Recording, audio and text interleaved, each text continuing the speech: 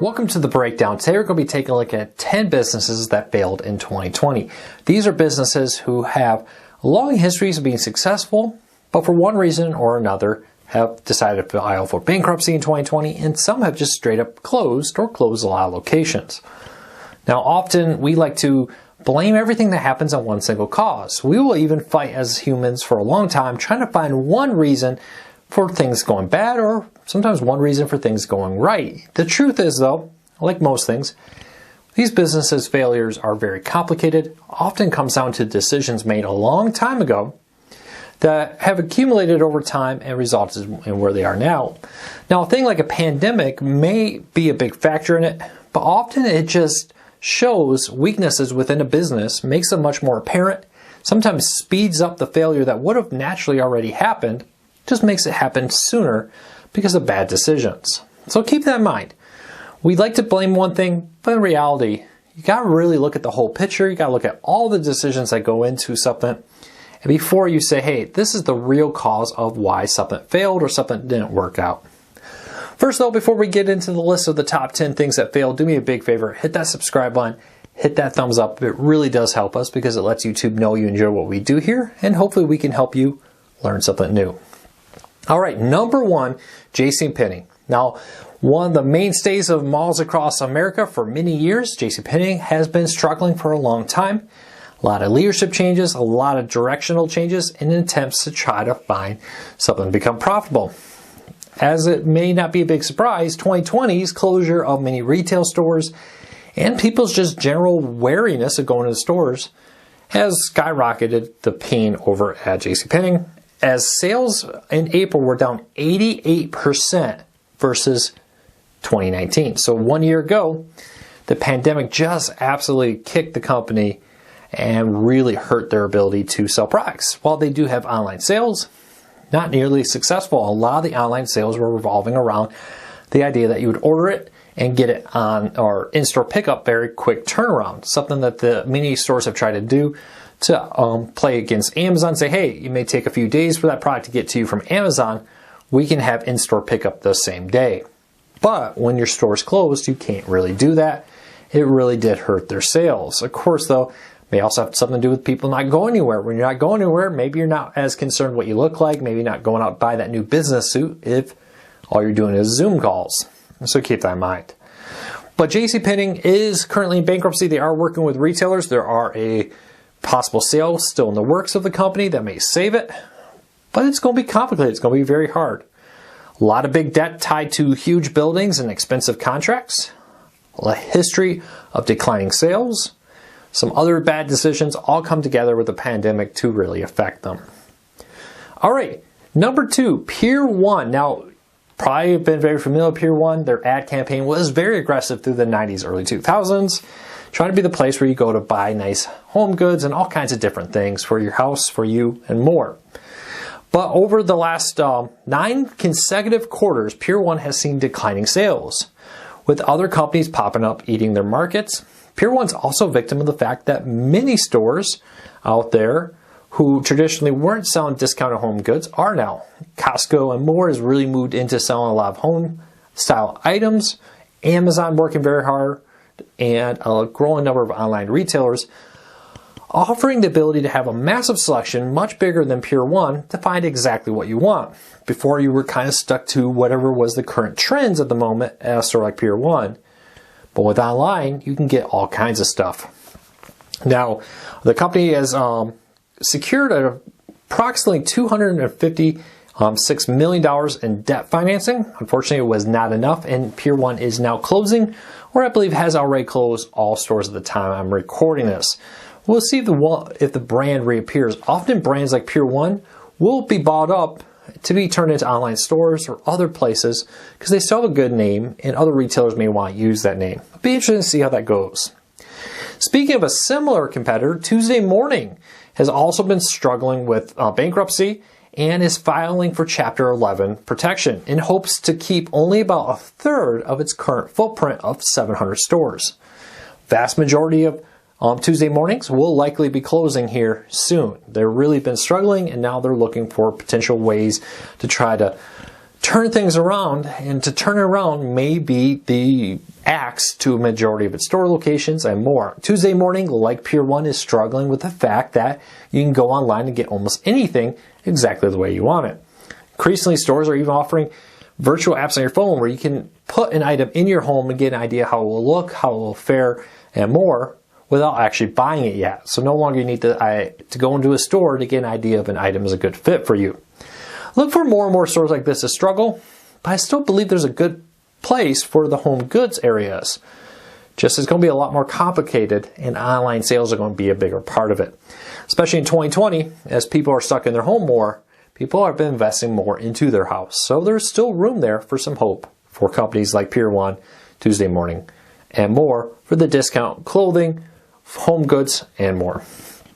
All right, here's a company that has kind of gone downhill for a while as people's shopping habits have changed. I'll talk about it in a minute. But GNC, the place you probably think of to go for specialty vitamins and more, plans to close up to 1,200 stores and is currently in bankruptcy. They are also have a deal in place for $60 million in principal deal for the company. We'll see if that plays out or not. GNC, though, is running victim to a couple things. People are shopping less in malls, so many GNC stores are in malls. Also, when I was a kid, you'd go in the grocery store, there may be a multivitamin section, just a very small section of a few different vitamins that are very popular. But the idea for specialty vitamins, more high-end vitamins in a grocery store wasn't happening, 30 years ago. Now you walk into a Walmart, a Meijer, a Target, and more. Walgreens even has huge vitamin sections and an increasing amount of very popular vitamins. Now, there are still some that you need to go to a specialty store for, but that's increasingly a smaller part of the market, and that has really hurt GNC, the lack of going to stores and the growing number of competition. Now, this will be interesting to see how it plays out. The company is looking for new ways, and I wouldn't be surprised to see GNC start taking its GNC products, sell them in other retailers. Much like Sega, you never would have imagined Sega selling Nintendo video games, but now they do. Maybe we'll see GNC appear at Walmart, CVS, Walgreens, or other retailers out there as they look for ways to survive as they close a large number of their stores. All right, next up, Century 21, not the real estate company, the clothing brand. Century 21 is, after 6 decades of being a staple in the Northeast, going out of business. This Manhattan retailer was a symbol after the terrorist attacks of 2001, and when they rebuilt their store after being destroyed in the attacks. Now, though, can't quite make it through the change of the culture and everything. It would be interesting to see how more of these small retailers survive the online sales. But this discount clothing store based out of Manhattan with multiple locations has announced that they're closing all their remaining stores and going out of business as they declare bankruptcy. Growing number of these small regional chains. It's not a national chain, doesn't have the ability maybe have as big a footprint to outlast this, doesn't maybe have the online pull that a national retailer would, are going to struggle. And it'll be interesting to see if Century 21 stores, not to be confused with Century 21 real estate, if they're a foretell of things to come for other brands. All right, J. Crew. Now, the pandemic appears to be very tough on this particular retailer, as the company has seen a projected $900 million decline in sales from store closings since March. Yes, compared to last year, $900 million fewer sales of the stores. Again, J. Crew, much more focused on in-person stores than online, and a lot of their online sales were focused around the idea of coming into the stores to pick it up. Flip it around that people are struggling to justify expensive clothing purchases because I'm not going anywhere. You can see why J. Crew is struggling. It'll be interesting to see how that plays out and how it all comes together. But over time, it's going to be interesting to see how a lot of these clothing stores survive. Now, if you're one of the lucky ones that do survive, you're probably going to come out on top. The problem is you got to make it from here to there and survive. All right, next up, Brooks Brothers. Brooks Brothers is a 202-year-old company. I couldn't confirm that, but that's what I read. Somebody let me know if that's true. but they are struggling hugely, similar to JCPenney, similar to J. Crew and more, JCPenney, that the fact that sales have plummeted in 2020. It's going to be an interesting time. And the problem is that particular brand segment seems to be getting hit the hardest. A lot of the higher end ones are struggling. Well, like the next one, Tailor Brands, which includes things like Men Warehouse, Joseph A. Banks, more clothing for men, and more, are struggling. This idea of the suit and tie and more was already on the decline. Now, for instance, Men's Warehouse has definitely moved away from a lot of sales of suits when you walk in there. It only makes up a portion of the store now, to more casual business clothes that still look nice. Increasingly, though, with the pandemic of 2020, people still don't even need remotely semi-formal clothing as they move into sweatpants to deal with the COVID game. I don't know. I've suffered that too. But it'll be interesting to see which one of these higher end retailers survives. It's definitely a big struggle out there for many of these companies as they work to find ways to stand out in a market which is dramatically changing. Maybe more and more we'll see things like Costco, Walmart, Target, and more become a bigger clothing retailer as some of these higher end ones maybe move into more online sales.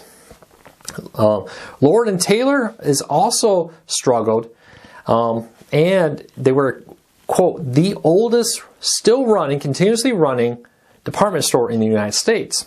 But that may be coming to an end.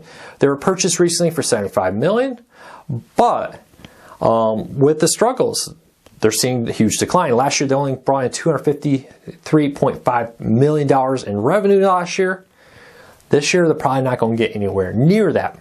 The new owners are now sitting here looking at this like, hey, why did we buy this? And they may be looking to offload it. We'll see what happens. Neiman Marcus is the last one. They are struggling a lot. And they are looking to close a lot of stores. And retail only takes in 30% of its sales from online. The problem is when all your stores are closed, 70% of the stores were closed. Sales and in-store shopping are probably still down, and they're struggling. It'll be interesting to see what happens to the remaining 67 stores they have across the United States. Clearly, they were struggling. Now, there's a domino effect here. I talked about a lot of clothing stores in this video. Malls are already struggling. With a lot of these stores closing in malls, J&C, JCPenney, Lord & Taylor, Neiman Marcus, Tailor Brands, which may not be in the mall often, they are around it, but they often rent from the same company. They buy that land or rent that land from the mall. Brooks Brothers and more. Pull those out, suddenly you're looking at some very empty malls that are going to struggle. Even malls that seem full are struggling because a lot of malls get a percentage of the sales from inside the stores. While sales in the stores haven't been happening, it's negatively affecting. Now you think about the food court. What about all those small restaurants? The domino effect is very real. Be interesting to see what happens. Now overall, it may seem like a very strong economy. And it may be just one of those changing points. We saw this a long time ago when Main Street kind of went away and people moved into malls. They loved the comfort of having everything in one store, not needing to drive from store to store to get multiple different items they need. Flip that around in 2020 and earlier really, people are now saying, well, going to a mall, dealing with the trouble, dealing with the high prices, the parking issues and more may not be worth it. And now I'm just going to go look at shopping online. Be interested to see how this plays out. I'd love to know, have you had any major stores in your area close? Art Van Furniture Stores are a big one I almost put on this list here in the Midwest area. They recently closed all their locations. Just a different market. Changing, a lot of competition, big chains, and more put the pressure on Art Van, and they went out of business. So let me know what you think. I'd love to hear your thoughts on these videos. If you're new here, hit the subscribe button. We try to teach you something new every day, help you discover something fun and interesting. And if you like these videos a lot, hit the notification bell so you never miss one of our videos. Thanks for your support. I really appreciate it. I'll be back real soon with another video.